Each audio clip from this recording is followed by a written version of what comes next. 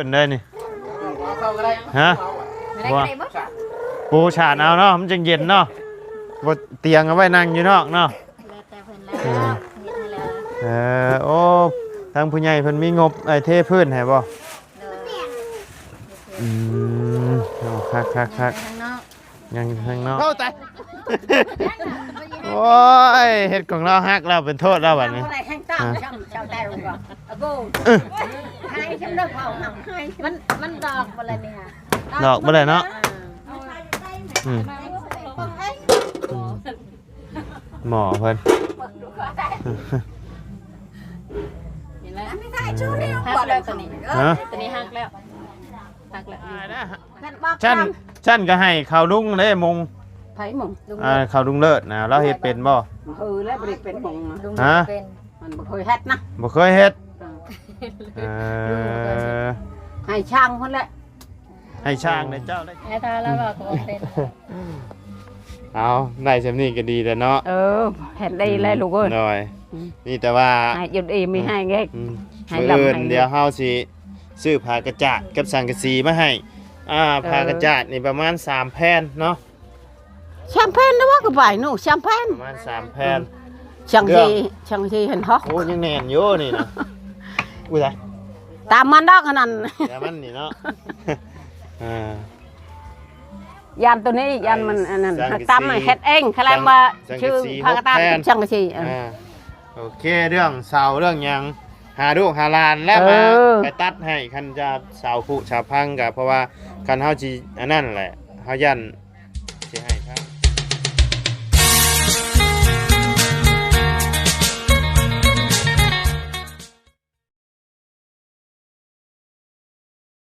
เอาเนาะพี่น้องเอ้ยเปิดคลิปมาบัดนี้ก็อยู่กับกระโปรงกระเป๋าสั่นเบิ่นๆลาวอยู่เบิ่งแน่พี่น้องเอ้ย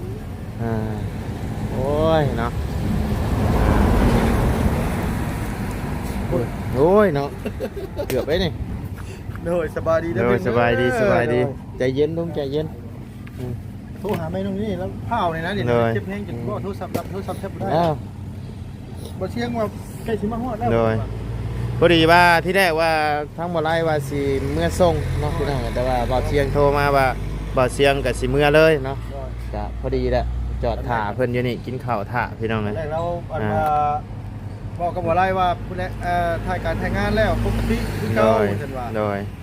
แต่จังเมื่อลุงก็โอ้คันแบบนั้นน่ะ โดย คันนกว่าผมว่าโทรหาไม่ตรงนี้ แม่น ตอนตี2เมื่อคืนนี่ก็เราอันว่า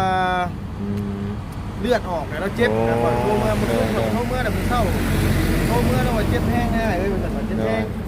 โอ้ข่อยก็ว่าเจ็บแห้งก็ โดยที่แรกก็ว่าสิลงไปชงฮอดพุ่นละเขาก็หาพอดีแล้วก็สิตามเมื่อนำคือกันนั่นแหละเขาก็แต่ว่าอาจสิบ่ได้ลงไปฮอดพุ่นแล้วลุงเอ้ย โดย รถนี่นะ แม่นเข้าใจ เพื่อฮอดอันบ้านนี่ก็มัน200-300กว่ากิโลแล้วยันรถมันน็อกหั้นนะแนมทาง ลายว่าไรบุญ โดย ที่ไหนพี่น้องเอ้ยเนาะเพราะว่าเป็นพี่น้องคอมเมนต์เข้ามาอยู่หลายข้อความเนาะว่าบ่บุญกับบ่เสียงคือบ่เมื่อว่าซั่นว่าพี่น้องเนาะแต่ว่าก็ย้อนว่าติดการติดงานนี่แหละพี่น้องเอ้ยว่าไงกับเพิ่นก็อยากหาเรียกหางานเพราะว่ามันใกล้สิสิ้นเดือนแล้วไผก็ค่าใช้จ่ายก็หลายพี่น้องเอ้ยค่าใช้จ่ายมันสูงสินะมันก็ น้อย อันนี้ก็บ่อยากให้พี่น้องคิดแบบนั้นเนาะพี่น้องเพราะว่าหมู่พวกกับมีงานมีการเก็บอยู่นะนี่เขาเข้าใจกันอยู่นะพี่น้องเพราะว่า ก็คือทั้งบ่ไล่นี่ก็สิเดินทางลงแต่เช้าอยู่แล้ว แม่ นะ ที่จริงเนี่ยคันว่าบ่ไล่บ่ลงมื้อนี้ก็ลงมาสิขอติดรถน้ำบ่บุญสารวัตรเมื่อ โดย ที่จริงก็ครับอีกอย่างก็อยากบอกพี่น้องไงว่า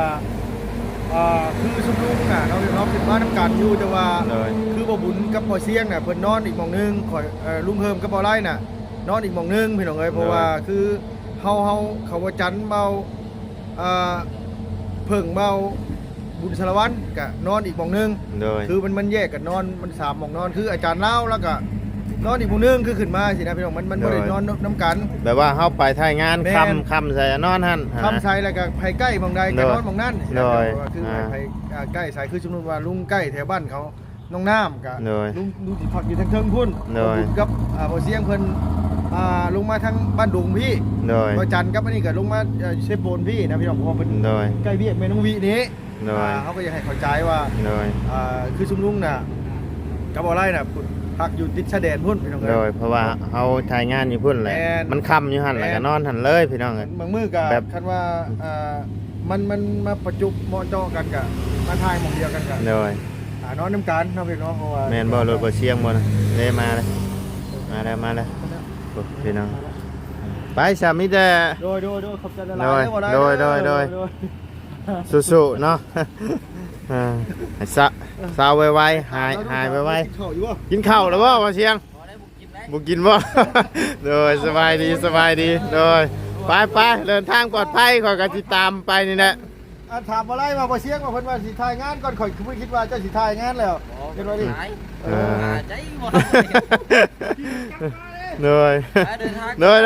ค่อยก็สิตามไปนี่แหละโดยไปเดินทางปลอดภัย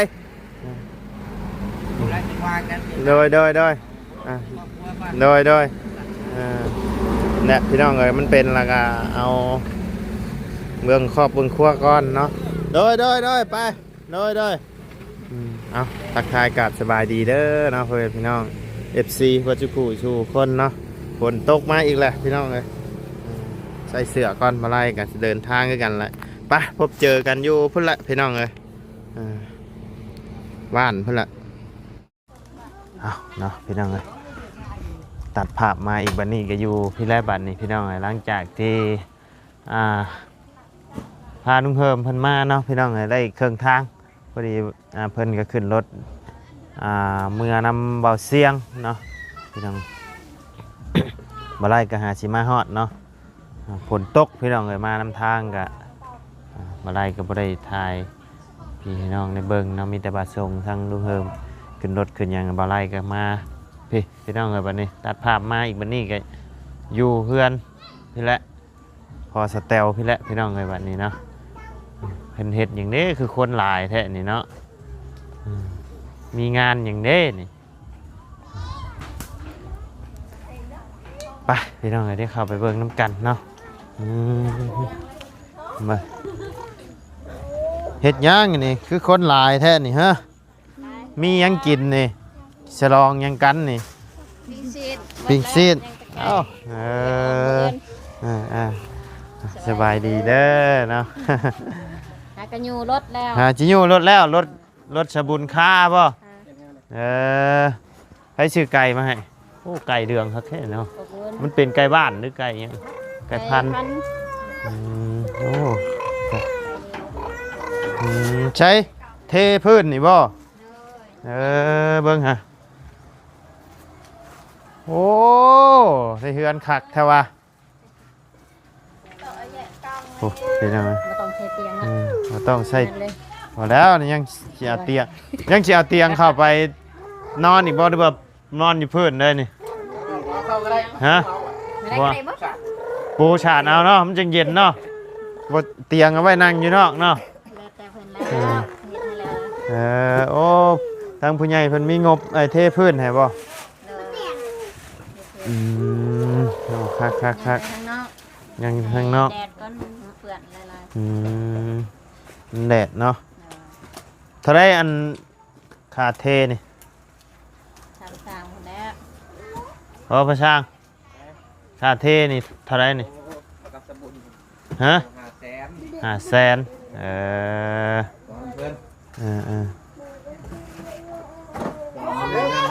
โอ้เฮ็ดมื้อนี้บ่หรือว่าเฮ็ดแต่มื้อวานนี่ นี่แหละต้นเสา โอ้เฮ็ดมื้อเช้านี้ คนดินเนาะ แม่นปักดินคนดิน หินแห่ทรายนี่เอามาได้พุ่นบ่ มาแต่ว่าแต่ว่ามันจะคนสิไปเอาเฮเอาชาย แล้วมองนี่ก็เทบ่มองนี่ก็ งานเทบัด เททั่วไปเลย500,000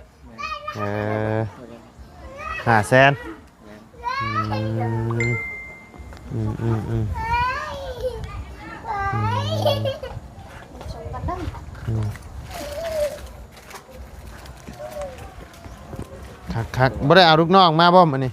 น้องไปเลี้ยงควาย ลูกน้องไปเลี้ยงควาย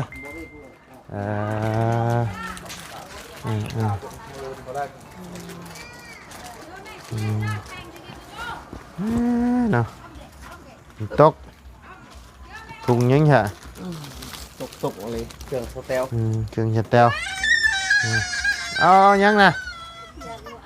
ยันเอาหมเอาหรอก เครื่องเหนียวใช่ โอ้ยเครื่องมีเหี่ยวไผสิเอานะ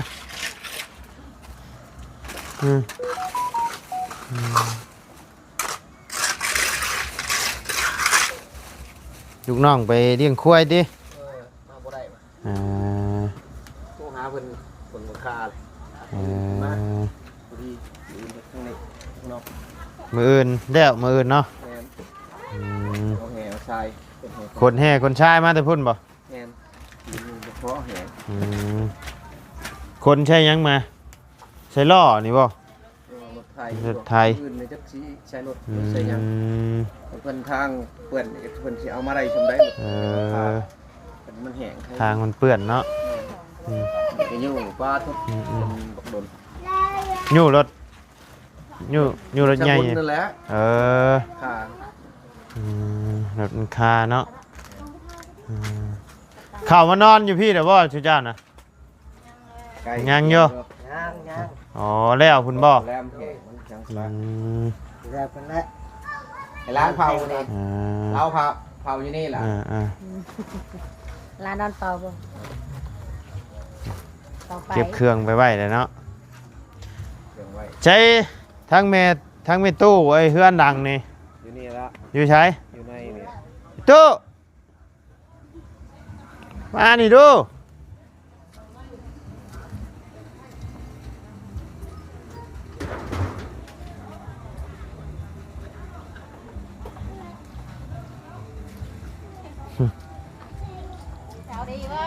บ่นะ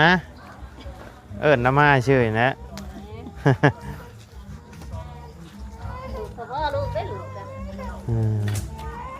ใช่คือบ่เห็นมาจากเทื่อ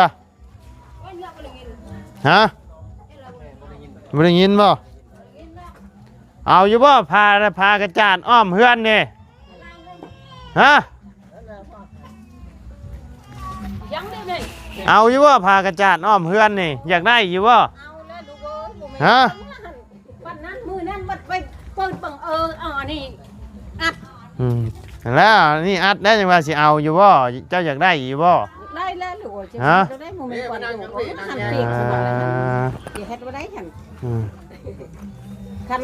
ลูกช่วงชานก็ได้ทุกคนได้กี่ต้องนำหรือบ่กี่โอ้เราเลี้ยงหอยเราบ่อยากได้เราเลี้ยงหอยบ่ก็บ่ เอาไว้เลี้ยงหอยเป็นหยัง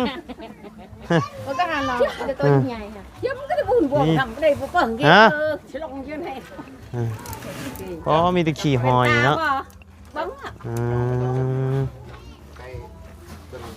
ประมาณจักแผ่น เนาะมันจะกะบังหันเลยลูกกะเองแล้วจะไม่เท่ายักยังไป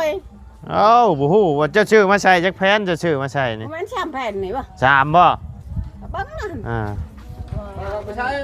แปะกระดาษนะพูดได้อยู่เทิงพูดตัวใหม่เต็งได้อยู่เทิง ใช่สังกะสีนี่บ่ เองตามลูกชื่อยังก็เอา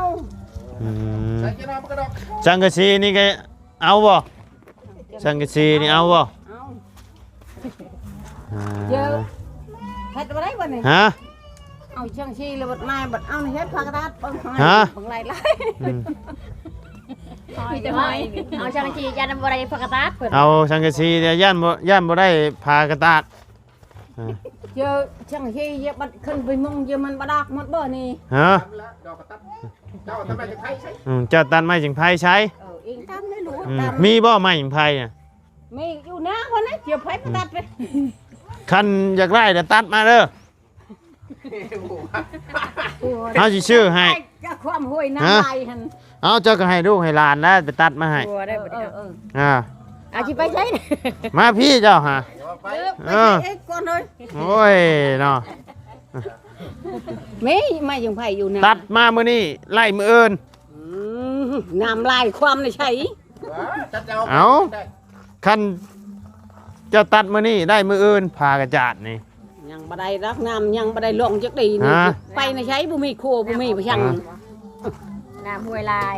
น้ำห้วยลายได้จนมันยังออกทองนี่เป็นไฟ เอากะแล้วแต่เจ้าคันเจ้าอยากไล่ไว้นี่ตัดมื้อนี้ได้มื้ออื่นตัดมื้อฮือได้มื้อตึง น้ำลง ก็ไปตัดลูกเอ้ยบ่แม่น บ่ให้ถ่ามือน้ำลงเฮาบ่อยู่เจ้าบ่ได้ได้ บ่ได้เลยเยอะเลยเฮ็ดบ่ได้เห็น อ๋ออย่ามา ถ้ยังให้แม่เท่าได้ก็ชื่อเลยก็มาปะอยู่นี่ ก็อยากให้ได้หั่นแหละอยากให้ได้ ชื่อปะนี่เลยก็ลูกไปบ่อนไม้เองลูก บ่แล้วก็ชื่อมาก็อยากอันถ่ายอยากให้เห็นหยังนี่นะอยาก ก็ ให้เห็นเฮ็ดนี่นะ มือลูกมาพุ่นแล้วจังเฮ็ดหักตัดมาอยู่ดอกไม้พอสิไปหงเลย โยเฮากำหนดเฮาอยู่บ้านนี่3 มื้อเฮ็ดทันบ่ ทานชามมือ โอ้ยมือแรงก็ไปปักเอาละ บักเจือความในใช้น้ำจนออกทง โอ้ เล แล้ ยว ลุกแล้ว บ่เป็นไปมื เอาเนาะพระช่างอย่ามาพี่ก่อนอันมาแทกสังกะสีให้เฮาเนี่ยมันจักพุดนี่ความยาวนี่ ไม่เอาเว้ยสิได้พรุ่งนี้แล้ว โอ้ยได้ก็บ่ได้ลูกเอ้ย ก็ถูกแล้วเพิ่นเบิ่งเฮา ชามแผ่นวะ สังกะสีซ้อมแผ่นบ่แม่ สังกะสี3แผ่นบ่วะสังกะสี3มีอยู่4 5แผ่น นี่ไปว่าว่าชื่อ เอาไปบอกว่าสังกะสีที่สังกะสีที่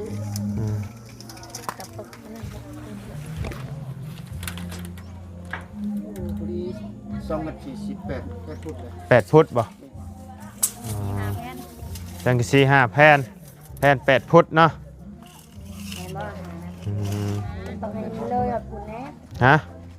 ต้องทำมาให้มันเลยมัน 1 2 3 4 5 6 6บ่6แผ่นเนาะข่าวกระลอกบ่ล่ะ หัดฮอกปลีนี่ เอาลีแล้วจะเอาคุ้มกันจะเอาโอ้ยคอนชันได้ลูกป่ะ นี่นะเจ้าก็เอาออกมาฮอดพี่เด้ยนี่ เจ้า เด้ย ถ่วงว้อยลูกไอ้เจ้าเห็ดคอนชันกันเลยว่ะ ก็แบบนี้แล้ว หอมคนตกใช้อีกใช้แค่นั้น สิให้ทั้งพ่อช่างนี่แหละมุงให้หาเจ้าแล้วมุงให้ วงแอมพาผมบอก แมนจักแสนจักใดนี่แหละได้อยู่แต่ว่าเนาะ ครับ ก็ว่าใช้ช้างนั่นแหละลูก นั่นแหล้วเว่าใช่สร้างนี่แหละ หอยบ่เอาหอยบ่ เก็บออกแม่หอยเจ้านี่ เรียกยังไม่ดี เลี้ยงหยังนี่ เอาล่ะ ฮะ เอามือให้แม่มึงทำเลี้ยง เอาบ่มาหอยยังช่วยเลย เจ้าสิไปใช้มาพี่เจ้าหันโอ้ยเนาะ ดีใจเลยหัวอยู่บ้าน ค่อยมั่างถิ่มมาได้นี่ มึงเจอเฮ็ดบ่ได้มาก็บ่เอาอะไร เบิ่ง อย่าพอมึงล่ะให้ใช้ผ้ากาดกันจึงมั่งจึงได้หมู่ยิเท่า จัดพูดจัดใจว่ายันมูดุดอันนั้นกระปูเล็กกระปูออกไปจังหันมีเท่ากระปูหัน โอ้มีฮอดกับโบแม่นกับปูออกจากคุเจ้าบ่นี่ ใช่ นี่นี่ ไม่เหลือเนาะนี่ แรงแล้ว แรงแล้ว จะมีกระปูบ่ได้คู่จะ ยังเก็บไปกินบ่หอยนะเก็บไปกินบ่หอยนะ เคยแกปะมันขึ้นไปทั่วทิศมันกิน ระวังมันไปกินเข่าวเจ้าเด้อ พอพังเนาะ โอ้ บ่หอยนี่กินข้าว ไม่นี่มันกินข้าวบ่ กินยังค่ะ มากินข้าว ไปจักน้ำมัน ว้อยแล้วแม่แรง คน ก้อยจังได๋เอาจากคลองเพิ่น กันอยากได้ไว้น่ะตัดมาไว้เด้อ หรือไว้ง่ายกัน เฮา เป็น จังหน่อยเฮาขึ้นไปเหนือน่ะบ่ได้เด้ บ่ได้ลักยา เอ้าแสดงมาเจ้าบ่อยากได้อีช่า เอาคันว่าไว้อย่าเฮ็ดบ่ได้น้ำขึ้นทง เพิ่ นี่ นอยู่จากเพิ่น เฮาอยู่3มื้ออีตุ ชามมือได้อยู่ดอก ได้อยู่เนาะ3มื้อได้ให้ น้ำบอกมื้ออื่น แอมได้เอาบ่ได้ บางทีก็ได้มื้ออื่น มื้อ น้ำลงนะคันคนบ่ตก โอเค เจือดเปิดลงอุ้ย จะแต่มาเฮ็ดหน่อยได้เลย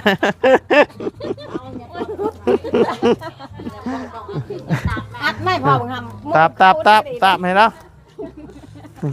ยันหมู่เขา ให้จุมพัดไม่เข้าในหน้า เฮ็ดให้คน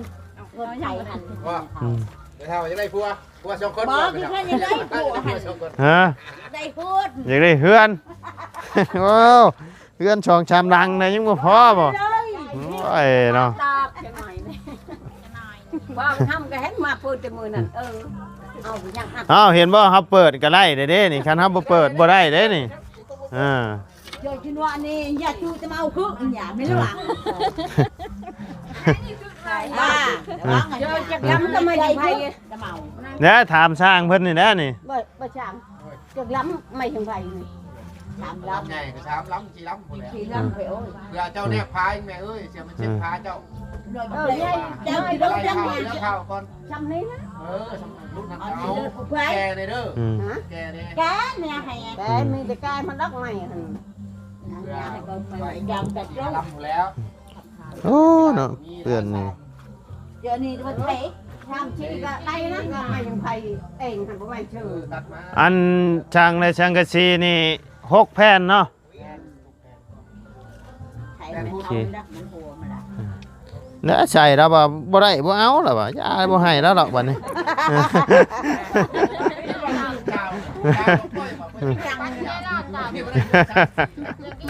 โอ้ตายโอ้ยเฮ็ดของเราฮักเราเป็นโทษเราบัดนี้ อะไรแห้งตามช่างชาวใต้ลงก่อนอะโกให้ฉันเลิกเอาทำให้ มันดอกอะไรนี่ฮะ ดอกบ่ได้เนาะอืม ไปวั เพิ่ น ง เดี๋ยวเราเอาไปเงี้ยเลย โอ้นี่ก็มุ่นบ่ได้เนาะ ฮะ แม่เท่าไปได้ยังอยากได้ครัวไปนา อยากได้ครัวไปนะ งัวครัวยังดูนาพุ่นนี่ โอ้ยพุระครัวก็อ้อมไปทางหน้าเฮาพุระ ไปทางพงไปน้ำบัวอยากให้ครัวนี่แหละ โอ้ยอยากได้คือกันเด้นี่ ดอกว่าแต่เนาะ สแตลได้สแตลได้เฮ็ด ก็ชาวใต้เอาหันนั่น อืม เดี๋ยวสิไปตองตอนนั้นได้พวกพริกเพิ่นบ่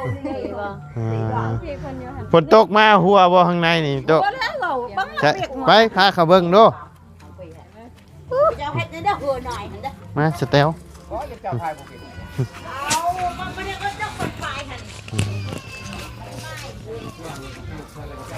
ท่านไม่เท่าเว้าแล้วว่าบ่เชื่อเบิ่งเอง อืมใช่ปลาเปียกมาเลยเนาะบ่ได้มีห่านมีหยังบ่ บ่มี ต่ำอยู่พื้นนี่เลย เกลือเป็นนัว เกลือพริกนัวกับปลาน้ำมันเป็นน้ำอยู่ คือบ่ปิดไปแน่ บ่มีฝาบ่มีฝาอันปิดไปบ่ หยัง ฝาไอ้กะเอ้ยมีคือบ่ปิดชะเปื่อยบ่เดา ฝนตกด้วยซ้ เราพอตกพระอะไรก็มันก็เปียกละ อืม อย่าว่าให้เป็นแต่อยู่บ้างล่ะคันแม่เท่าเว้าลิ้นว่าบ่เชื่อในเบิ่งเอง หมอเพิ่น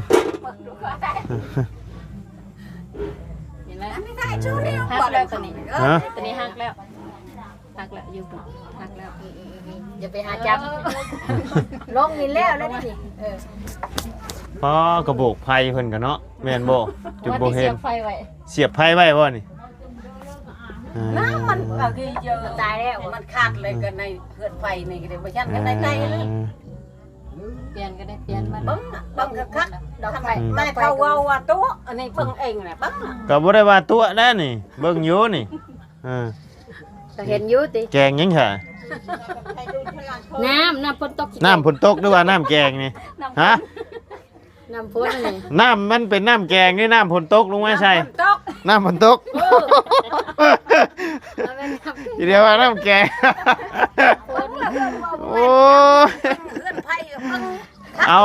แกงงั้นแกงนี่ไว้หอยไว้นี่น้ำฝนตกนี่เต็มหม้อเลยนี่เนาะเออ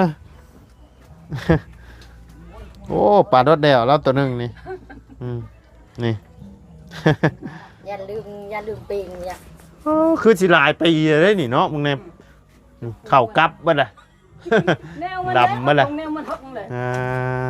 มันตัวนั้นบริกร จักปีแล้วจะเฮ็ดนี่ เอาแต่หญ้าเหือนนั่นนี่ อ่า ก็เฮา มาพี่เจ้ามายืนอยู่น้ำเฮาพี่เฮาสิถามเจ้านี่ยืนเบ้าอยู่เจ บ่ได้ชีห้าปีเลยบ่ 4-5 ปี มองพัน บ่แม่นกลัวแล้วบ่แม่นทัก จังหวะนี้ข่อยก็ไปเจอทั้งหมดลูกเอ้ย ตั้งแต่น่ากลัวแล้วได้ตัวนี้ก็ ไผเป็นผู้เฮ็ดให้นี่นะ ลูกเคย ลูกเคย ลูกเคยเฮ็ดให้ ลูกเคยเฮ็ดให้เหือนนั่นนี่ โอ้เฮือนนี่ ครัวนี่แม่ เฮือนนี่ลูกเคยเฮ็ดให้ เออ อันเฮือนครัวนี่ มีตู้เฮ็ดเองจะพ่อจังคือเจ้าเนาะ แม่ตู้เฮ็ดเองก็เฮ็ดแล้วจังสิเฮ็ดบ่ได้แม่ตู้นึ่งข้าววันมันเปียกหั่นสิไปเฮ็ดเองเท่าใด เดี๋ยวมื้ออื่นเฮาสิซื้อผ้ากระจาดกับสังกะสีมาให้ เบิ่งท่าเบิ่งก่อนไม่จังไผหั่นท่านท่าชื่อก็เอามาปะแม่นแม่มือพุ่นแล้วได้เฮ็ด คันเฮาชื่อมาเด้เฮามาเบิ่งยังบ่เห็นมุงเด้เฮาสิเอาเมื่อไว้เฮือนเฮา บ่ยากเลยติ บ่ยากแล้ว ให้ไผก็ช่างบ่เลยมึง อืม เดี๋ยวแม่เฒ่าเป็นบ่ขึ้นไปมงนี่ ฮะ ยังว่านะ กันบอก ฉันก็ให้ข่าวลุงได้มง ไผมึง ข่าวลุงเลิศนะเราเฮ็ดเป็นบ่ แล้วบ่ได้เป็นมงนะ ลุง ฮะ เป็น มันบ่เคยเฮ็ดนะ บ่เคยเฮ็ดให้ช่างคนแหละ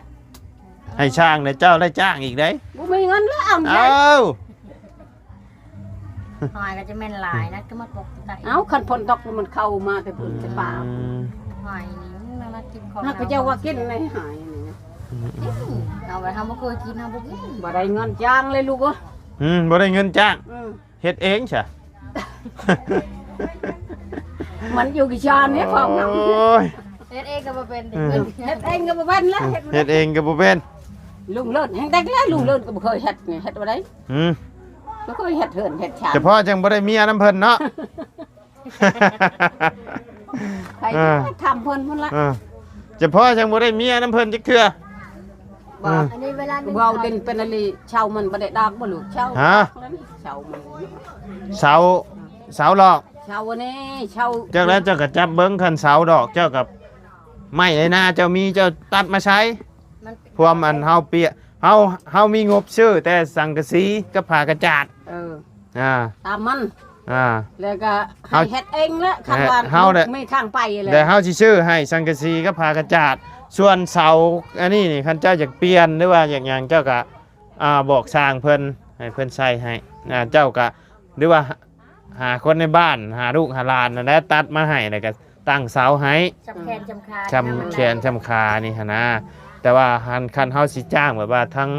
เสาทั้งหยังน่ะงบเฮาบ่พองบเฮามีแต่ล้านเดียวนึงงบนำเฮานะนั่นละมาเที่ยงนักตัวนี้อยากไปหลายบ้าน เฮาก็อยากช่วยหลายอยู่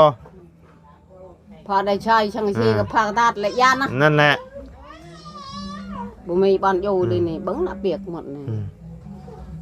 บัดกันนึงเข้าเลยก็มันญาติทั้งหมดนี่มันหัวหมดเลยนี่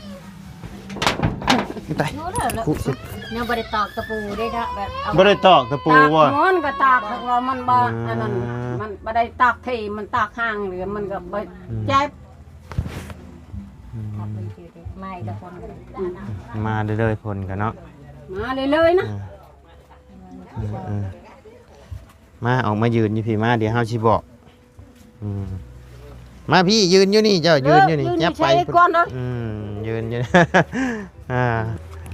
มีทาง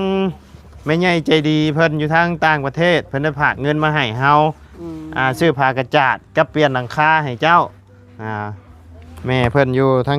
แม่เพิ่นก็เป็นคนลาวนี่แหละแต่ว่าเพิ่นอยู่ต่างประเทศเพิ่นเห็นแหละเพิ่นก็อีตนสงสารมีตู้มีน้ำใจเพิ่นมา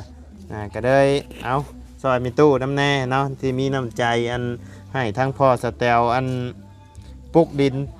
ปุกเฮือนใช่เนาะเอาให้ดินปุกเฮือนใช่เอาอวยพรให้เพิ่นเด้อตู้เด้อขอบบุญขอบคุณเพิ่นเด้อโดยอวยพรเพิ่นเป็นอยู่บ่อวยพรให้เพิ่นแน่ บ่เป็นแล้ว ให้เพิ่นอยู่ดี เป็นแต่นกนี่แหละบ่เป็น เอ้า บ่เป็นอย่างเว้าแล้ว อวยพรแบบอวยพรให้ลูกให้หลานอยู่ดีมีแห้งนี่นะ ให้อยู่ดีไม่แห้งให้ร่ำให้รวยสาธุ เบิ่งแยง ซ้ำนี่บอก หมดตัวนี้เลย เบิดตัวนี้ เรื่องเมาแล้วไม่ต้องมีคำเมาแล้วมาตัว โอ้ยเนาะ บ่มีคมเว้าเลยก็ยาละ ไปใช้มาพี่ก็ เลิกมาใช้ โอ้ย โคตรว่ายากได้อยากได้เฮือนคูนี่ อ้าวบ่เอาว่าซะ เอาแล้ว ไอ้ทาแล้วบอกก็เป็น เอาได้สำนี้ก็ดีแล้วเนาะ เห็นได้เลยลูกเอ้ย หน่อยนี่แต่ว่า ให้อยู่ดีไม่ให้เง ให้ มื้อ ลำ อื่น ให้ เดี๋ยวเฮาสิซื้อผ้ากระจาดกับสังกะสีมาให้ผ้ากระจาดนี่ประมาณ3แผ่นเนาะ แชมเปญนะว่าก็ไปหนูแชมเปญ ประมาณ3แผ่น ช่างทีเห็นฮะ โอ้ยังแน่นอยู่นี่นะ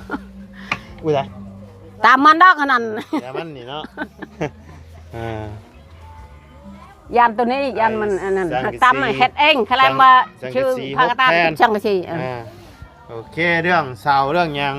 หาลูกหาหลานแล้วมาไปตัดให้คันจะเสาผุเสาพังกับเพราะว่าคันเฮาสิอันนั้นแหละเฮายัน สิให้ทั้งพระสร้างเพิ่นมุงเพิ่นหยังให้เพิ่นหาเพิ่นจักแสน2แสนนี่หั่นนะให้เพิ่นมุงให้เฮ็ดให้มองให้จะบัดเอาไปจังไม่เท่าก็บ่มีเงินในบัดนี้ ไปก่อนแล้วคำที่จางนี่ ขายหน้านะ เป็นเงินจ่าย ขายเอาใช่น่ะหน้าก็บ่มี ขายดินนี่ ดินใหญ่ นี่ ใช่นี่หน่อยเดียวมันยาวๆเอาหั่นหน่อยเดียวหั่น ขายว่าไอ้ ขายเป็นโลเอา สองโลได้2แสน กลายเป็นโลว่า มันหักจะหัวยากก็พอบ่ทำเลยไปทั่วทิพย์ บ่ได้หยอกไอ้คนเจ้าขายเขาชื่อได้2แสน ขายเป็นโลหั่น บ่ได้ขายเป็นโลได้ขายรถนี่แหละนี่ เนาะ แต่การจองยายุบจกไปใจเนื้อเท่านั้นเองส้มเตือนนั่นเลย ยกเอาละ ขายเป็นโลป่ะ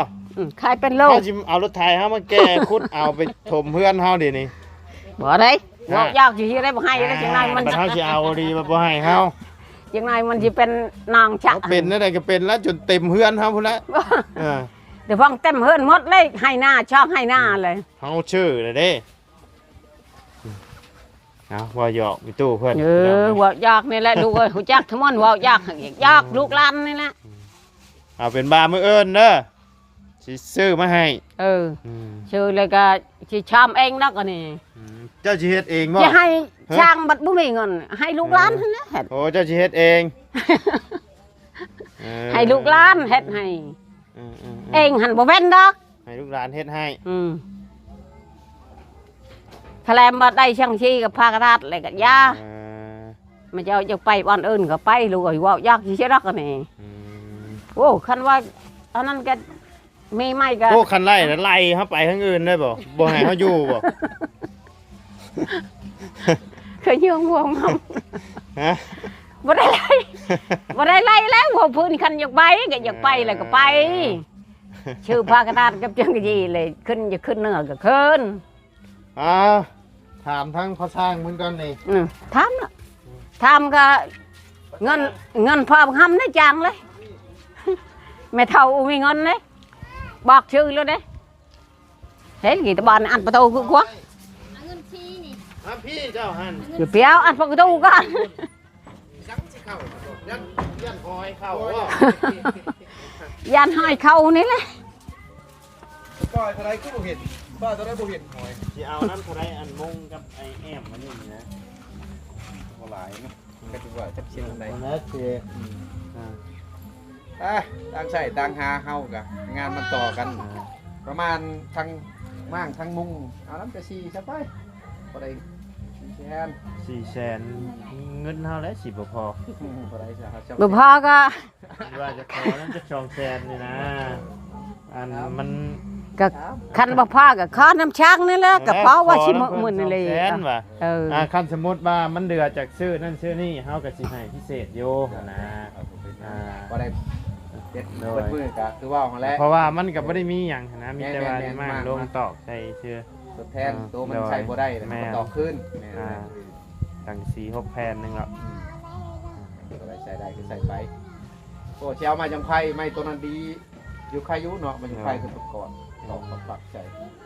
โอ้ตัวนั้นก็เลยยุ่งต่อแกผักกระดาษตัวนั้นมันยังนอนแหละแฟน น้อยตัวเทิงเนาะ ตามมันนักตัวนั้นตัวเถิงนั่น โอ้สิสะมนเข้า บัดนั้นก็ตาก็เข้าเองลูกเอ้ยบัดนั้นก็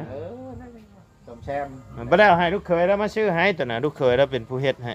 ลูกเคยก็บ่มีเงิน ว่าเศร้าก็มีแล้วเด้อ มันน่ะเข้าเลยแต่เป็นบ่เป็นน่ะเข้าเลยมันใหญ่โพดเลยบัดปะเสีย โอเคค่ะมีแต่ว่ามื้ออื่นเดี๋ยวเฮาสิซื้อมาแล้วก็ให้ทั้งเจ้าและหาเจ้านำนี่แหละ ตัวแรกต่อ เพราะว่ามีทั้งแม่เพิ่นเบิ่งโยเพิ่นเบิ่งเจ้ากับเพิ่นก็โอ้เห็นแล้วก็อีโตสงสารโยเพิ่นว่าถ้ามีโอกาสเนาะเพิ่นว่าแต่ทั้งแม่เพิ่นก็แม่เพิ่นเบิ่งโยเนาะเบิ่งก่อนเพิ่นว่าเพิ่นเบิ่งโยเนาะมาเฮาขอไม้แน่เจ้าบ่เว้านี่ เว้าจัง เด้อจู้นะไปนี่ ได้แล้วนั่นแหละว่า โดยโอเคกลับแล้วบัดนี้เนาะ แม่น โอเคโอเค ไว้เนาะ กะบ่ร้ายดอกแต่ว่าเฮาก็จำเป็นแล้วเนาะ แม่น ประตูไว้เด้อประตู 3คนเชิงหน่อยหมาเข้าไปเหยียบติ เหยียบแล้ว ล็อกไว้ยามันทางนอกมันจะดำอยู่ เราบ่ให้มันเข้ากันในแล้วก็พอติ บ้ามีแต่ว่ามื้ออื่นเฮาซื้อเครื่องซื้อของมาพุ่นละขอบใจละลายเจ้า มีแต่เฮาก็สิมาเทปั๊บ หานี่แหละเฮาก็ กัน ต่างหานี่แหละ